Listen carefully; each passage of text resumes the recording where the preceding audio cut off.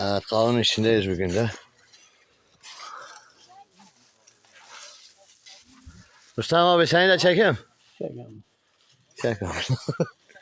At oğlum. Al. Mustafa abi al.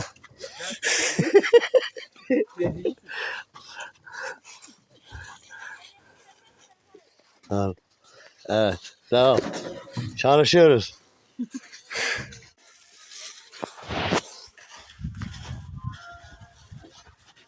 Mustafa abi bir al seni çekeyim.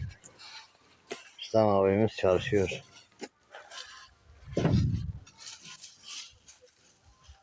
Evet, bu kavun karpuz tarlasıydı, toplamıştık. Öbür sefer videoda var. Bu da kavun tarlası yapacaklar.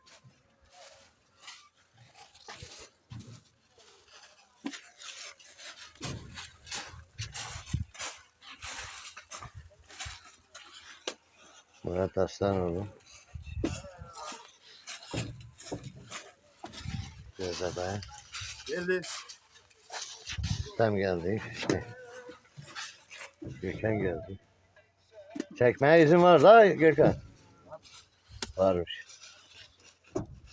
Evet, biz çalışmaya devam ediyorum. Evet, bir molası. Evet. Ben kavun kesiyorum. Kavun karpuz Armut toplayıp. Kavun topluyor pardon. Ben de onu söyleyeyim. Bu da Onur'un sürmem. Cennet gibi bir bahçedeyiz. Her şey Her var. şey var. Her şey var. Elma, armut, karpuz.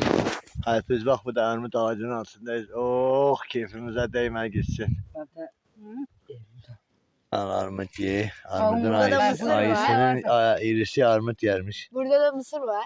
Burada da Gördüğünüz gibi. meşe varmış. Bunun arkasında karpuzla kavun var. Karpuz da Ama yemiyor kavun ki. var. Yeni sus. Yeni. İkiz ol ikiz.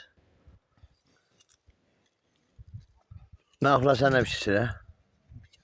ben ne söylüyorum? Naklama babamın bir buçuğu. Sibelcan gibiydi, şimdi İlyas Şen'e benziyor.